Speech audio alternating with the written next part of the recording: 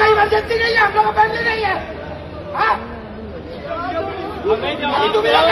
Flight arrange करो, हमें जाना है। बहुत बड़ी खबर सामने आ रही है फॉरेन कंट्री से। जो कामगार इंडिया वापस आ रहे हैं 1 साल 2 साल 3 साल के बाद छुट्टी पे आ रहे हैं या फिर कैंसल आ रहे हैं, उनके साथ साथ उनकी फैमिली भी परेशान है। यानी वो खुद तो रो ही रहे हैं, उनके फैमिली भी रो रहे हैं। क्या कारण है, क्यों ऐसा, मैं आपको इस वीडियो में प्रॉपर एक्सप्लेन में अपडेट करने वाला हूँ। आप भी अगर दुनिया के किसी भी कंट्री से ये वीडियो देख रहे हो और इंडिया आने वाले हो या फिर यहाँ से जाने वाले हो, तो इस अपडेट को, इस खबर को ध्यान से सुनना और लोगों के साथ ये वीडियो ज़रूर शेयर करना ताकि उनको भी पता चल सके।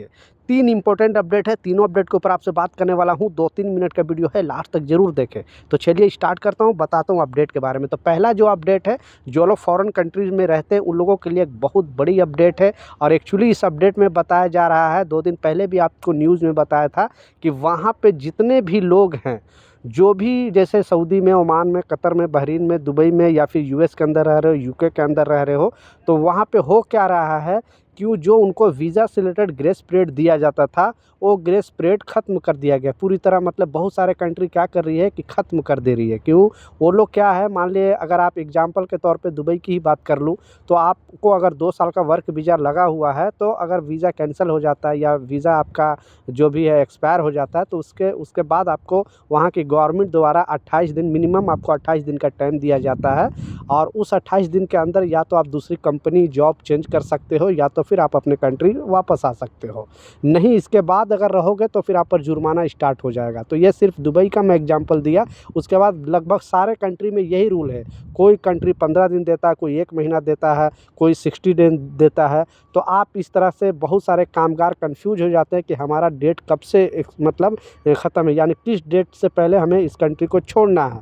तो लोग कन्फ्यूज हो जाते हैं और उसके वजह से ओवर स्टे हो जाता है। ओवर स्टे होने के बाद वहाँ जुर्माना स्टार्ट हो जाता है। जैसे ही एयरपोर्ट पे जाते हैं फिर पता चलता है कि उनके ऊपर जुर्माना हो गया। जब तक नहीं वो जुर्माना पे करेंगे तब तक आप अपने कंट्री वापस नहीं जा सकते हो। तो प्लीज़ इस वीडियो को ज़रूर शेयर कर दें और जो भी आपको ग्रेस पीरियड दिया जाता है उस ग्रेस पीरियड के अंदर ही अपने कंट्री वापस लौट जाए तो आपके लिए बेहतर होगा। क्योंकि आपको मालूम है कि दुनिया में कितना इलीगल रहने वाले लोगों की तादाद बढ़ रही है। हर कंट्री में चेकिंग चल रही है।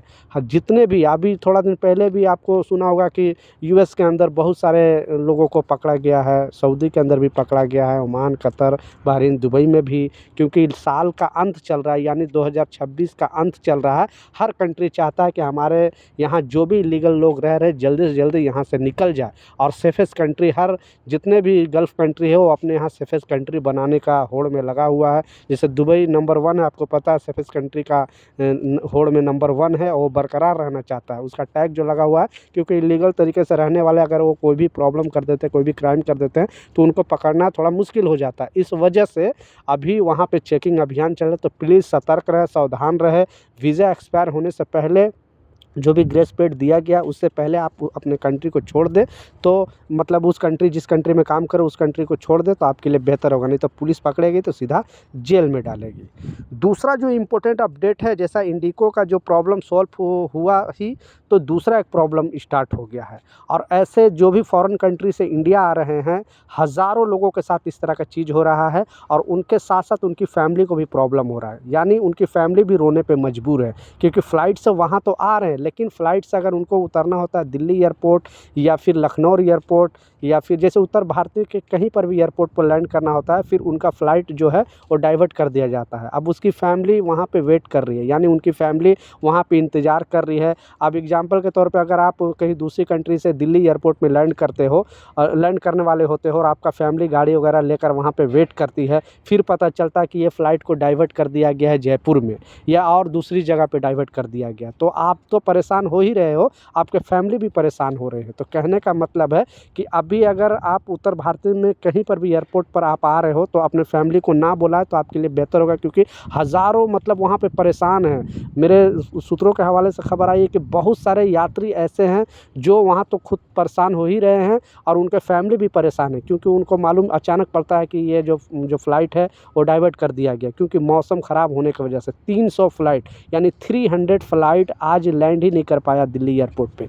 इतना वहाँ पे फॉग गिरने की वजह से, यानी वहाँ पे रनवे क्लियरली दिख नहीं रहा, इस वजह से वहाँ पे लैंड नहीं कर पा रहा है फ़्लाइट। तो प्लीज़ इस वीडियो को ज़रूर शेयर कर दें। आप भी अगर दिल्ली एयरपोर्ट में आ रहे हो दुनिया के किसी भी कंट्री से, तो आप अपने फैमिली को अभी ना बुलाएं तो आपके लिए बेहतर होगा, क्योंकि इतने कड़ाके के ठंडी में आपके फैमिली यहाँ पे आपको रिसीव करने आ रही है, तो फिर पता चलता है कि आप उनको मतलब ऐसे खाली हाथ जाना पड़ रहा है। आपका जो भी गाड़ी का रेंट है या फिर जो भी मतलब टाइम है वो ख़राब हो रहा है और आपको तो प्रॉब्लम हो ही रहा है। तो सतर्क रहे, सावधान रहे, लोगों के साथ ये वीडियो ज़रूर शेयर करें ताकि उनको भी पता चले और अपडेटेड रहे। फ़्लाइट का टाइमिंग और जो भी शेड्यूल है आप अपडेटेड रहें, नहीं तो अचानक एयरपोर्ट पे जाने के बाद पता चलता है कि आपका फ़्लाइट भी कैंसिल हो गया, आपको 1 दिन 2 दिन एयरपोर्ट पर भी रुकना पड़ सकता है। ऐसे बहुत सारे यात्री के साथ हो रहा है। तो ये कुछ अपडेट था, कुछ जानकारी था, मैं सोचा आप लोग के साथ शेयर करूं। कुछ सवाल है, कुछ कन्फ्यूजन है, नीचे कमेंट सेक्शन में ज़रूर लिखें, मैं ज़रूर आपको रिप्लाई करूंगा। मिलता हूं नए अपडेट के साथ, नई जानकारी के साथ। जब तक जय हिंद।